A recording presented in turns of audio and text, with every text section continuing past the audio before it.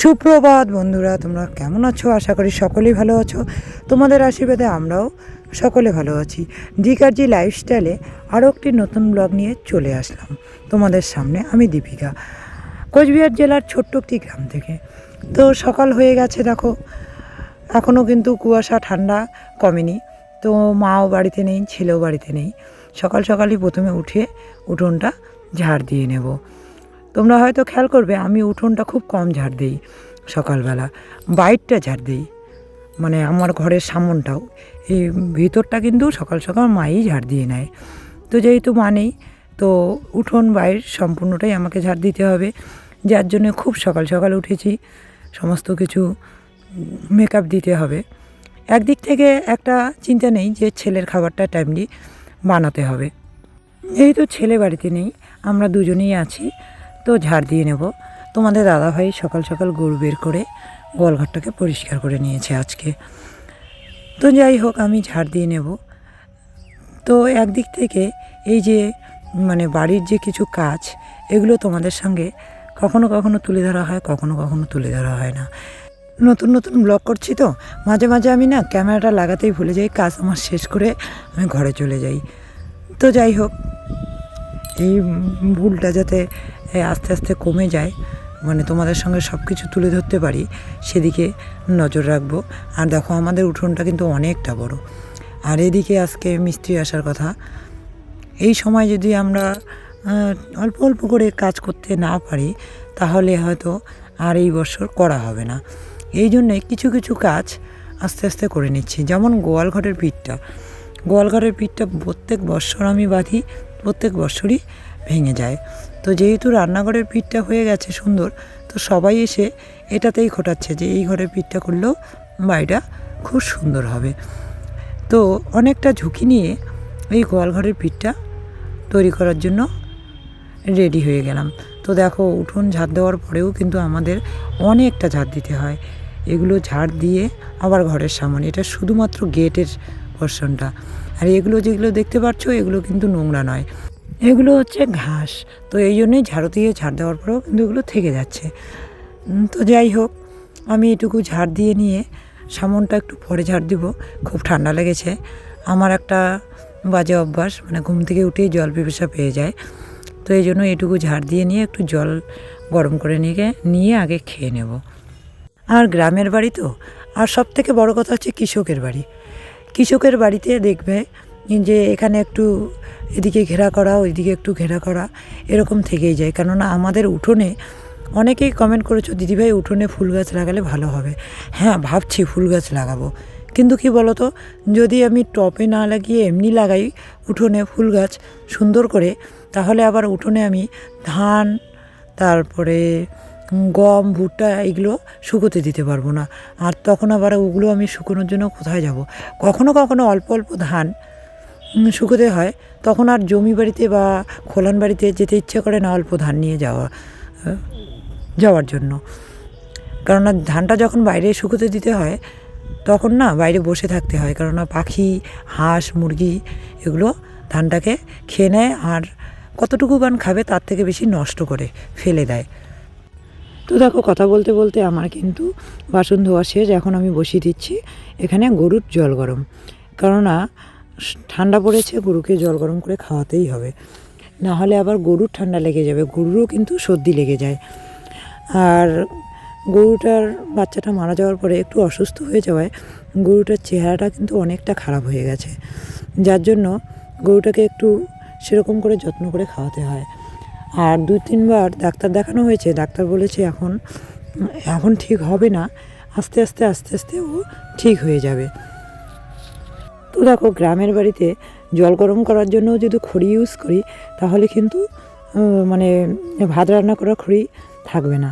এদিকে দেখো আমি কি করছি, যখন আমাদের সুপারি গাছের মানে কি বলবো, এটাকে ঢোঙাই বলি আমরা, এটা যখন পড়ে তখন এটাকে আমি দা দিয়ে কেটে কেটে সুন্দর করে খড়ির মতো করে রেখে দিই।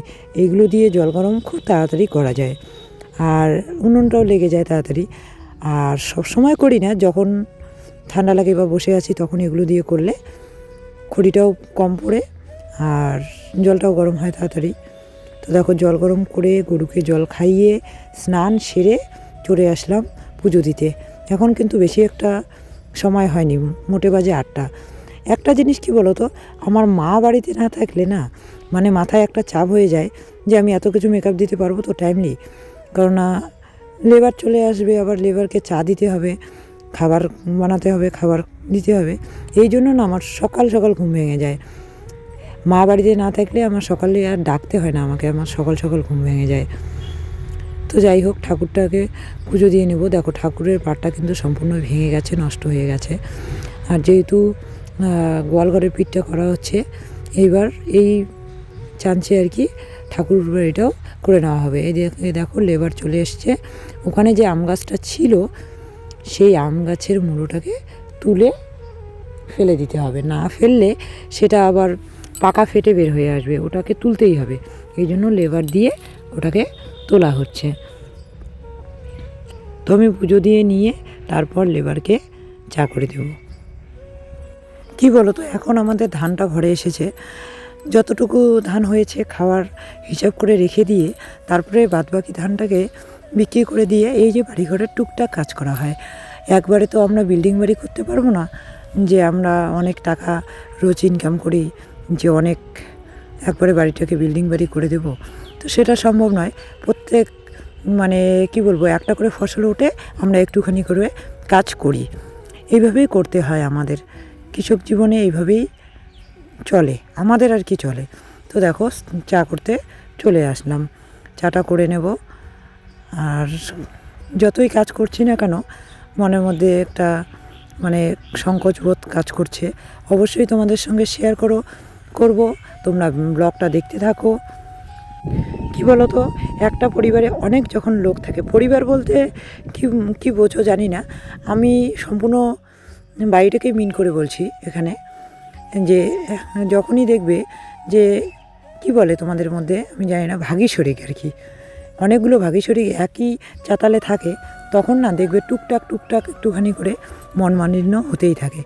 যতই ভাবি না কেন সবাইকে সবার মন জয় করে চলার চেষ্টা করব, তবুও আমি হয়তো পেরে উঠতে পারি না কোথাও কোথাও, জানি না আমার ভুল না থাকলেও হয়তো বা তাদের বোঝার ভুল, আমাকে তারা ভুল বুঝছে, কিন্তু তারপরেও কিন্তু আমি তাদের থেকে মুখ ফিরিয়ে নেই না, তাদের দিকে এগিয়ে যাই ভালোবাসাটা নিয়ে।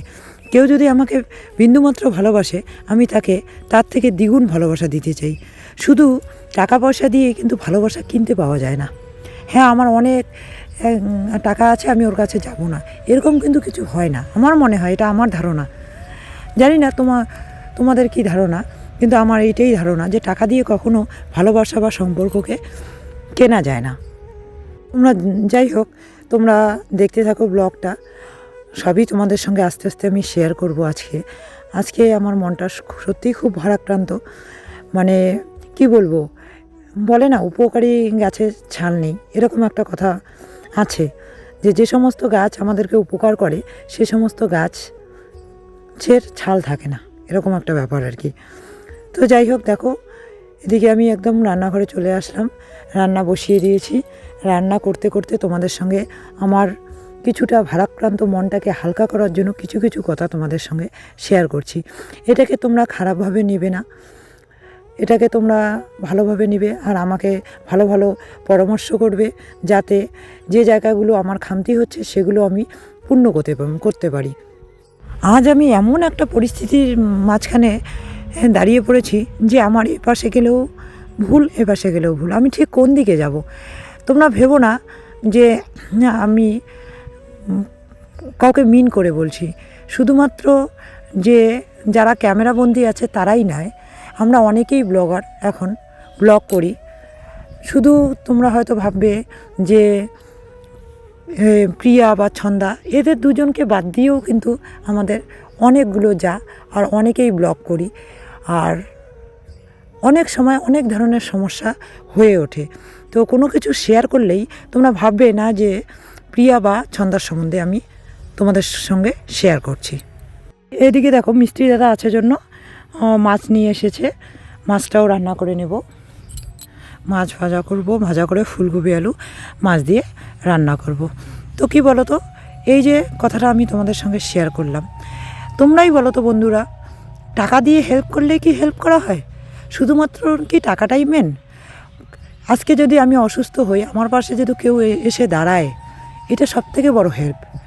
বা কেউ একটা বিপদে পড়লো, তার বিপদে গিয়ে যদি আমি দাঁড়াই, এটাই সবথেকে বড় হেল্প। নাই দিতে পারলাম টাকা, কিন্তু তার পাশে তো দাঁড়াতে পারবো।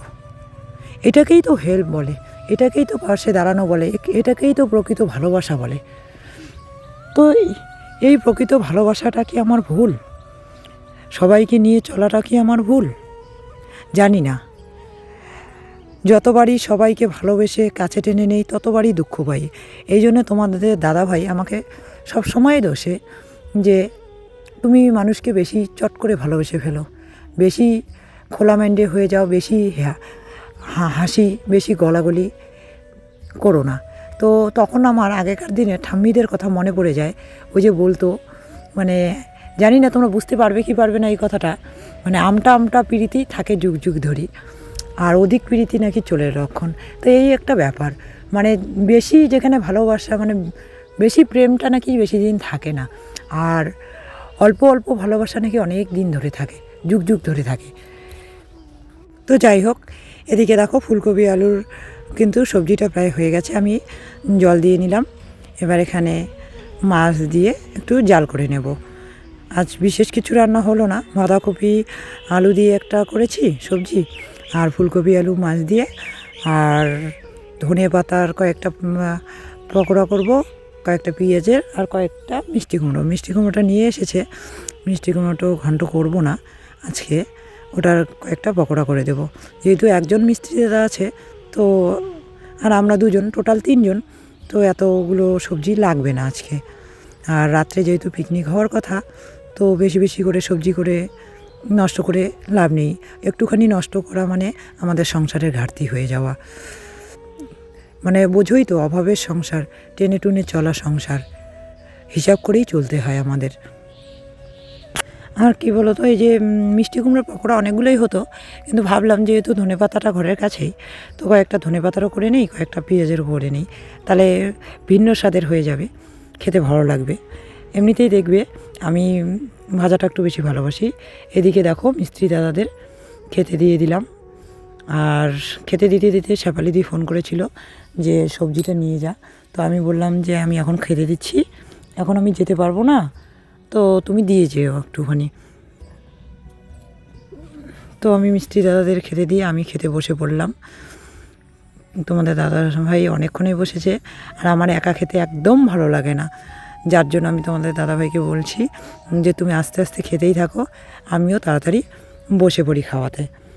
ভালো সবজি হলেও না একা একা খেতে একদমই মন চায় না, এই জন্যেই তোমাদের দাদাভাইকে আটকে রাখা। খেতে বসে পড়লাম।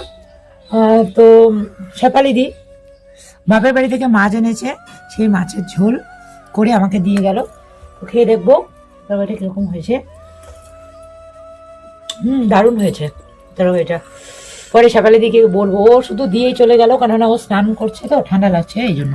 পিজিদেরকে রেখেই আমি একটু বাইরে চলে আসলাম, জামা কাপড়গুলো উঠে নিয়ে যাব, কেননা জামা কাপড়গুলো শীত পড়বে, শীত পড়লে আবার কেমন হয়ে যাবে। যদিও বা আজকে জামা কাপড়গুলো ঠিকঠাক শুকোয়নি, কেননা সেরকম করে রোদ্রুই ওঠে নাই। কয়েকদিন থেকে এত ঠান্ডা, মানে বলার মতো নয়।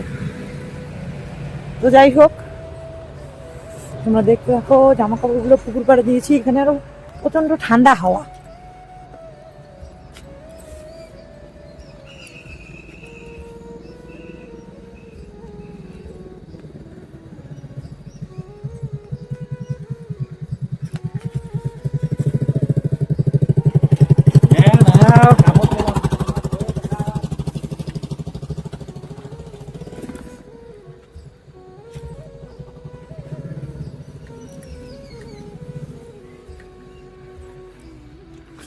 তো এই যে দেখো জামা কাপড় উঠিয়ে নিলাম, উঠিয়ে নিয়ে এখন আমি বাড়ি যাব।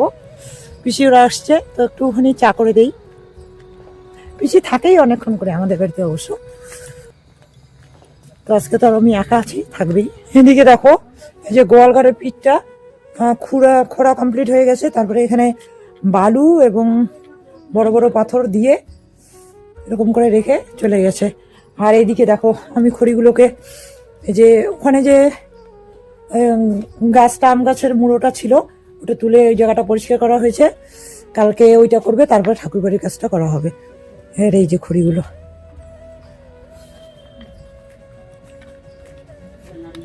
তো দেখো এখানে চাটা করে নিলাম। আর এই যে পিসেমশাই আসছে, চা খাইতেছে। কাকিমা তো চা খায় না, কাকিমার সুগার। আর এই যে পিসি চা খায়, আমারও সুপার। কাকিমার সুগার, কাকিমা খাবে না চা। সুপার ফাসমাল। তো বন্ধুরা আজকে হচ্ছে বড়দিন। বড়দিন উপলক্ষে ঘিয়ের বাতি লাগাতে হয়। তো জানি না তোমরা লাগাও কি লাগাও না, তো লাগাতে হয় নাকি। তো আমি এই যে ঘিয়ের বাতি লাগিয়েছি, রেডি করে নিয়েছি। এখানে সবগুলোই ঘিয়ের বাতি দিয়ে লাগিয়েছি। তো এখানে একটা লাগিয়েছি, এটা দিয়ে আমি একটু মানে প্রদীপ দেখাবো আর কি তুলসী ঠাকুরকে, ঠিক আছে। তুলসী তলায় প্রদীপ দেখিয়ে আমি সাইডে চেঞ্জ করে নেব, চেঞ্জ করে নিয়ে পিকনিকের ওখানে চলে যাব। অলরেডি নন্দিনী মা দিদি ওরা সবাই ফোন করেছে যাওয়ার জন্য, তো চলে যাব। বাজারও নিয়ে এসেছে তোমাদের দাদাভাই ওরা। তো দেখো আমরা একদম তিনজনে লেগে পড়েছি সবজি কাটার জন্য। সবজি কেটে নিয়ে তারপরে আমরা রান্না বসিয়ে দেব।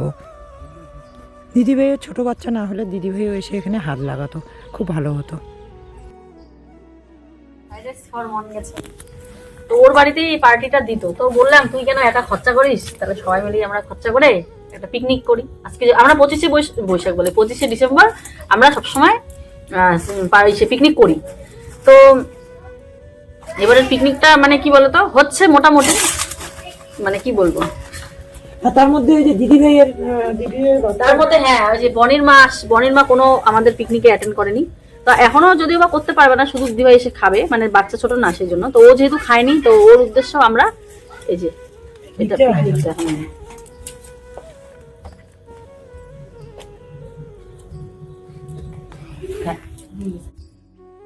এদিকে দেখো ফ্রাইড রাইস ও বসিয়ে দিচ্ছে, এদিকে এগুলো সব ভাজা করে নিয়ে ফ্রাইড রাইসটা করবে। যদিও আমি কোনোদিনও ফ্রাইড রাইস করিনি, তো আজ দেখছি নিজে হাতে ও কীভাবে করছে। সামর্থ্য হয়ে ওঠেনি নিজে হাতে ফ্রাইড রাইস করে কাউকে খাওয়াতে বা নিজে খেতে। আজকে আর একটা মানে ভয় কাজ করতো হয়তোবা যে এত খরচ চালাতে পারবো না। তো আজকে একটা মোটামুটি আইডিয়া হওয়াতে নেক্সট টাইম অবশ্যই করতে পারবো বা কাউকে খাওয়াতে পারবো। তো যাই হোক দেখো এদিকে আমাদের ফ্রাইড রাইসটা হয়ে যাচ্ছে। তো পিকনিকটা আজকে ঠিক কীরকম হলো বুঝতে পারলাম না, মানে সব এলোমেলো একটুখানি। তো যাই হোক তোমরা এইটাকে আবার অন্যভাবে নেবে না, কেননা ফ্রাইড রাইস আর মাংসর পিকনিকটা করতে গেলে তোমরা বোঝোই তো একটু অ্যামাউন্টটা বেশি হবেই। আর একার পক্ষে তো সম্ভব না সমস্ত লোককে খাওয়ানো, যার যতটুকু সামর্থ্য। এবার যদি একাই এই পিকনিকটা অ্যারেঞ্জ করা যায় তো অনেক টাকার দরকার। আর যেহেতু পিকনিক তো টাকা দিয়ে সবাই সমান অংশীদার, আর লোক অনেক, তো সবাইকেই বলা হয়েছে, টাকার অ্যামাউন্টও বলা হয়েছে। তো সবার হাতে তো সবসময় টাকা থাকে না, তো কেউ জয়েন করেছে, কেউ জয়েন করতে পারেনি। আর ওইদিকেও একটা পিকনিক হচ্ছে কাকিমাদের ওইদিকে। তো যেহেতু আমরা এখানে আগেই বলে ফেলেছি, আগেই পিকনিকের প্ল্যানটা করে ফেলেছি, তো আর ওইদিকে যাওয়া হলো না। আর কাকিমা ওরা ওইদিকে করছে, আমরা এদিকে করছি। এটাতে কিন্তু এই পিকনিকটাকে তোমরা অন্যভাবে নেবে না। আর এই পিকনিকটা নর্মালি একটা পিকনিক, এটাকে সেরকম করে তোমরা নেবে না। প্ল্যানটা যেহেতু সকাল সকাল হয়েছে আর সবাইকে সকাল সকাল জানানো হয়েছে সব কিছু, তো হঠাৎ করে এই প্ল্যানটা ক্যান্সেল করাটাও একটা কীরকম। আর যেহেতু দিদিভাই এখানে মত দিয়ে দিয়েছে আর দিদিভাইয়ের বাচ্চা ছোট, এখানে ও খাবে বলেছে, সেখানে আর এটাকে চেঞ্জ করা হয়নি। আর দেখো উনুনটা কিন্তু আমাদের সেই ধরেছে, একদম লাল, দেখতে কিন্তু দারুণ লাগছে, এই জন্যই তোমাদের সঙ্গে একটুখানি শেয়ার করলাম।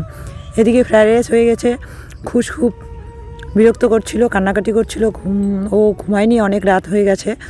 তো আমি এদিকে আলুটা ভাজা বসিয়ে দিলাম মাংসের, আর মাংসটা আমি বানিয়ে নিচ্ছি।